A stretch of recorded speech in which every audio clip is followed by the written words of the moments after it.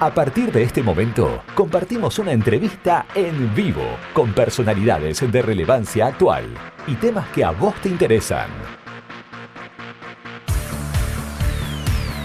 Info24 Radio te presenta la entrevista del día. Vamos a hablar con la licenciada Gisela Nova, que ella es docente y bióloga del ORT, investigadora del Instituto del Eluar, especializado en la enfermedad de Alzheimer, para darnos algunos detalles. Gisela, ¿cómo te va? Carlos te saluda, buen día. Buen día. ¿Cómo estás, Gisela? Sí, te escuchan ahí medio cortado. A ver, ahora. ¿Cómo estás? Te decía. Muy bien. Un poco, imagino que te llegarán de todos lados felicitaciones por esto que pasó, pero para los que nos están escuchando en Santa Cruz, contanos qué es lo que está pasando por tu vida en estos últimos días.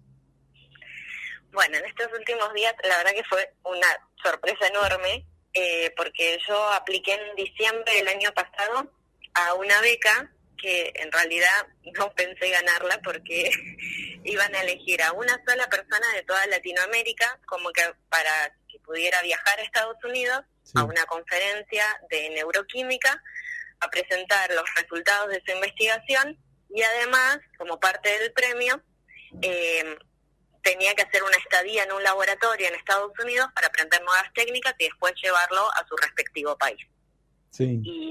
Y básicamente me dijeron que había ganado, pero yo no lo podía creer, porque fue como, claro, no puede ser una sola persona de toda Latinoamérica, pues yo pensé, no, bueno, ya está, es demasiado competitivo, no, claro, voy a quedar.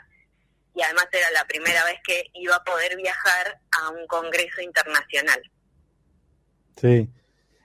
Ahora, el que no entiende, o el que nos está escuchando, quizás sí, en algún lugar, ¿qué es la biotecnología? ¿En qué consiste? Bueno, la biotecnología es la aplicación tecnológica, o sea, usar como herramienta a la biología. Entonces, vos podés utilizar cualquier cosa de la biología como herramienta para generar otra cosa. Un ejemplo sería los transgénicos. Entonces, con la herramienta biológica de que existen enzimas que pueden cortar ciertas secciones del ADN, sí, vos seleccionás un gen y lo podés poner en otro lado. Por ejemplo, yo para estudiar Alzheimer lo que hago es estudiar en un modelo animal de ratas, sí, y entonces tengo mis ratas normales y mis ratas que son transgénicas, es decir, les agregamos los genes que están reportados, que se sabe que están mutados en pacientes con Alzheimer. Entonces ahí estaría utilizando una herramienta biotecnológica. Gisela, disculpame mi ignorancia, ¿no?, en el tema. Las ratitas estas de laboratorio, las blanquitas, sí, que siempre vemos, pobrecitas. Sí, es justo esas las que uso. Claro, porque hay claro, otros tipos también, ¿eh? Sí. ¿Tienen Alzheimer? ¿O cómo se trabaja con eso? Bueno, es una buena pregunta porque para vos chequear, bueno, yo puedo decir, listo, está mutada, tiene el gen, ok, pero que simplemente presente esa mutación no estaría significando que está mostrando los indicios de la patología. Entonces, primeramente lo que se tiene que hacer es probar tu modelo para ver si de verdad va a funcionar como modelo o no va a modelar la enfermedad. Entonces se le realizan una serie de test cognitivos a las ratas, pero obviamente como no podemos hacer los mismos tipos de test para personas que para, claro, ratas, lo que se hace son pruebas, por ejemplo, de laberinto, y entonces en eso se pone a la rata, sí, hay toda una secuencia de laberinto que tiene que llegar y va a tener el premio de la comida. Entonces sí, se lo pone repetitivamente y después se hace obviamente la estadística, se calcula en tiempo y demás, sí, y ahí vas viendo que la rata normal va mucho más rápido y recuerda cuál es el camino, o sea, ya la segunda vez recuerda todo rápido y no toma el lado que no tiene la comida, sino que siempre toma el lado correcto, mientras que la rata transgénica tarda mucho más porque siempre vuelve a equivocarse. Como que es decir, se ahí olvida. está presentando problemas en la memoria. Sí. Y hacía otra batería, ¿no? De test, pero ese era como el más simple. Claro, no, pero para que la gente lo entienda y digo, bueno, Sí. esa es una de las primeras pruebas que se hace para ver si la ratita, el animal, está con esta enfermedad que ataca a las personas y que tanto daño le hace tanto al paciente como a las familias, ¿no? Porque el Alzheimer golpea parejo tanto al paciente como a las familias.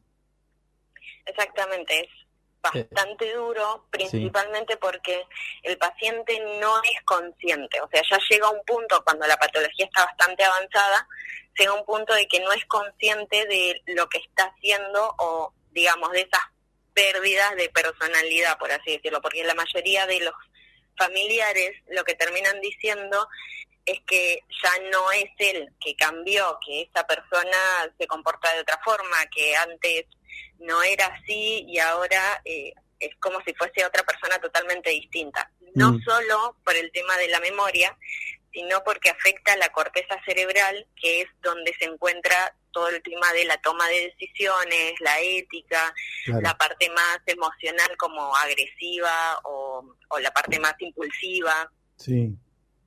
Sí, Gisela, ¿y qué te lleva a estudiar primero esto, ¿no? La biología, biotecnología, y después, ¿por qué te orientás para ese lado, para el lado del Alzheimer? Porque podrías haber elegido, no sé, muchísimas otras cosas, ¿no? Pero, ¿qué fue lo que te movilizó para orientarte en ese campo? Bueno, inicialmente yo siempre fui muy curiosa de chiquita, era como que todo lo que veía necesitaba entender el porqué. Desde cuando tenía que cocinar y veía que ponían el agua para hacer los fideos y de ahí le ponía el aceite, me quedaba mirando cómo todas esas burbujitas iban fusionando en una sola y quería entender el porqué. Sí. Y siempre me quedaba haciendo esas cosas. Y después, obviamente, Calculín fue mi dibujito favorito de la infancia y dije, quiero esto, quiero un guardapolvo. Bueno, nada, era todo eso. Quería el laboratorio, quería que tener anteojos, quería todo, como todo el estereotipo, digamos. Sí. Y nada, fue empezar a hacer eso y después en la secundaria las materias en las que mejor me iba porque eran las que más me apasionaban o me interesaban, eran justo química y biología y entonces parte, viste, del secundario es que te terminan orientando y diciendo, bueno, busca algo de esto porque se nota que te gusta, te interesa y bueno, y ahí fue que empecé mi primer carrera que fue química y biotecnología con orientación en genética molecular y ahí directamente fue como toda la pasión. Después de eso dije, bueno, sigo ahora especializándome en biología principalmente. Entonces ahí empecé con la biología y en la carrera de biología fue que me enamoré de la neurociencia, digamos, cuando hice biología del comportamiento. Porque encima vos lo decís así, biología del comportamiento, y decís, bueno, ¿qué estudiarán? Claro. Pero era estudiar todo el sistema nervioso y cómo funciona nuestro cerebro, porque en realidad nuestro comportamiento, desde personalidad, desde toma de decisiones, desde sentimientos y emociones, todo es registrado o todo es por nuestro cerebro. Entonces, básicamente, somos nuestro cerebro. Sí. Y ahí fue que dije, no, listo, me enamoré, quiero hacer esto, la investigación, y justo mi docente estaba haciendo un doctorado, así que ella era becaria de CONICET, y ahí fue que me mostró ese mundo, y entonces dije, listo, me meto en esto porque es lo que amo. ¿Y el Alzheimer por qué lo elegís? El Alzheimer creo que por ser difícil, por ser, porque soy así medio complicada. Está bien. Me gustan mucho las cosas que son muy complejas. Y el tratar de entenderlas, sé que es bastante ambicioso, sé que no voy a lograr yo la cura, pero ¿por qué no? Necesitaba entender, bueno, no sé, ojalá, porque la verdad que es una patología muy complicada, porque son 10 años en los que hay todo un daño en silencio y en la oscuridad, porque no da señales, son tan sutiles que recién cuando ya llega un deterioro de 10 años y de muerte neuronal de tanto tiempo, recién ahí el paciente empieza a ser un poco más consciente de esas lagunas o de esas cosas que empiezan a pasar, y ahí va al consultorio. Sí. Entonces todo ese daño previo ya no se puede solucionar. Obviamente lo que se puede solucionar es lo que viene después. Entonces tratar siempre, la patología esta va a consistir en lo mismo, tratar de que no empeore. Sí. Pero por eso mi proyecto de tesis consiste en, bueno, vamos a tratar de ver la foto de qué es lo que pasó tipo secuencialmente, para que cuando ya lleguemos al punto de esos 10 años, tener la historia, el hilo, y tratar de llegar en puntos anteriores.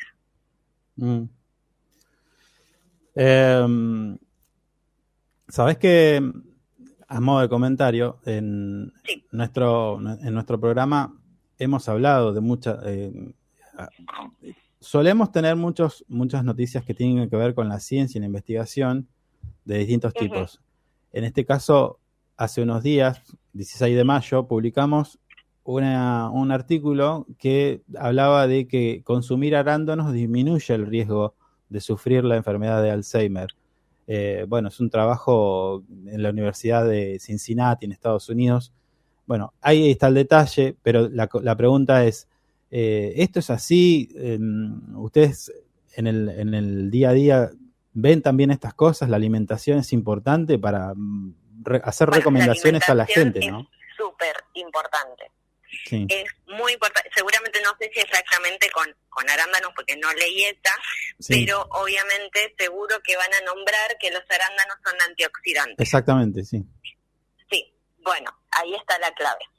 En todo lo que sea antioxidante. ¿Por qué? Porque en realidad justo lo que estoy estudiando yo es la mitocondria, que es la parte de la célula que es como la batería, la que te da la energía. Sí. Entonces, en las neuronas yo estudio la energética que tienen como para poder hacer la sinapsis, que es el proceso ese eléctrico en el que se comunican dos neuronas. Claro. Para eso necesita energía para poder comunicarse con la neurona siguiente. Parte de ese proceso de poder hacer, digamos, esta sinapsis, es que la mitocondria necesita tener un balance de cargas positivas y negativas, y en medio de todo eso, si lo realiza con estrés y demás, de ahí surge, digamos, el concepto de estrés oxidativo, y la parte de oxidativo es la clave. Por eso los antioxidantes siempre te dicen que son buenos y que son beneficiosos, porque son anti-age o son para evitar el envejecimiento, porque en realidad todo lo que sea oxidativo es perjudicial para las células.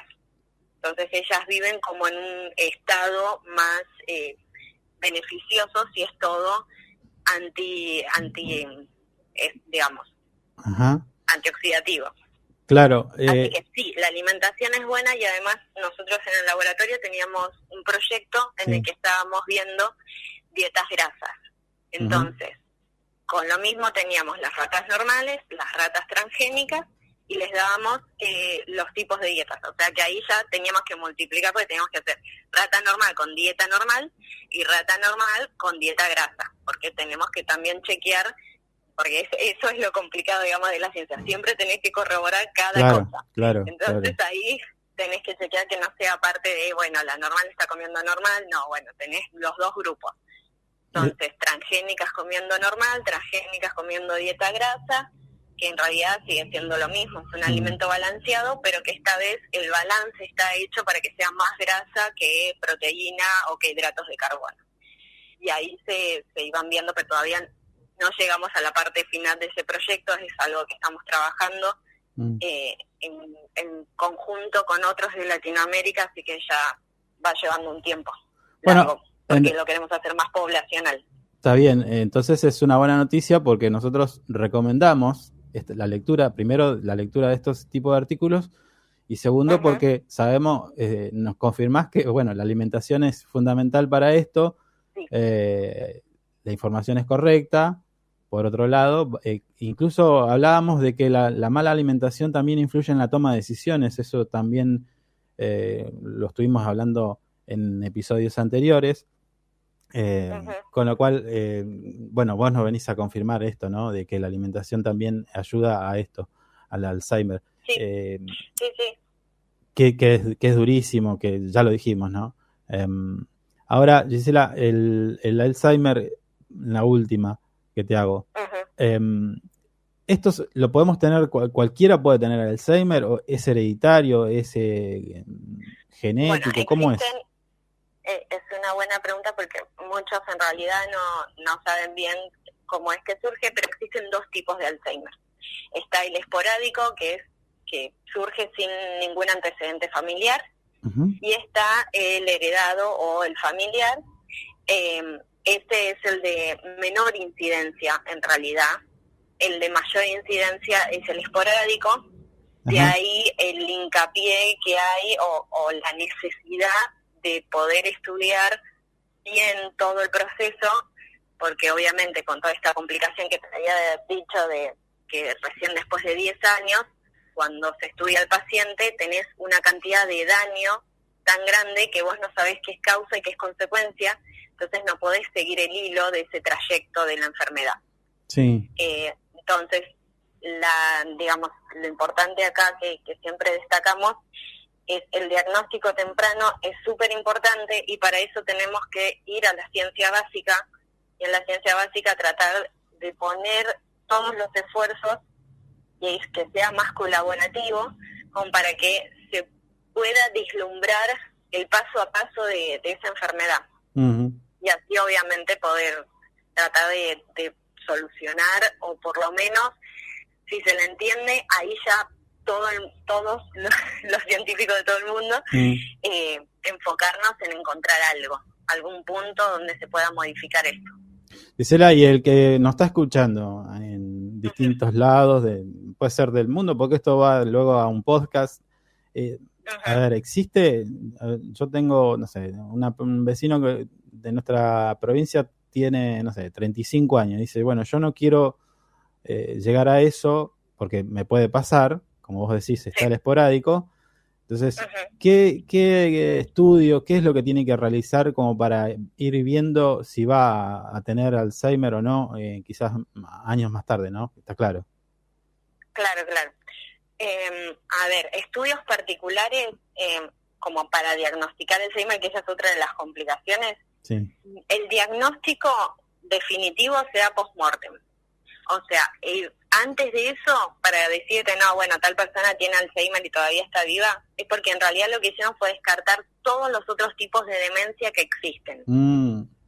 Y recién ahí se diagnostica, pues es un proceso larguísimo, el del diagnóstico efectivo de que es Alzheimer, porque existen un montón de otro tipo de demencias y van corroborando cada una de ellas hasta que llegan al punto que dicen, bueno, por todo el cuadro y por todos los test psicológicos, cognitivos, porque además se hace con toda una batería de no solo el neurólogo, sino el psicólogo, es todo un proceso de acompañamiento largo, y después de un tiempo ahí se termina definiendo. Pero en sí, como yo lo que estudio es la comunicación entre las neuronas, y básicamente es, si una neurona no se comunica con otra, muere ese circuito. Es como lo típico de cuando vos tenés un yeso y vos decís, ay, bueno, el músculo se me atrofió porque no lo pude usar en ese tiempo. Bueno, lo mismo pasa con nuestro cerebro.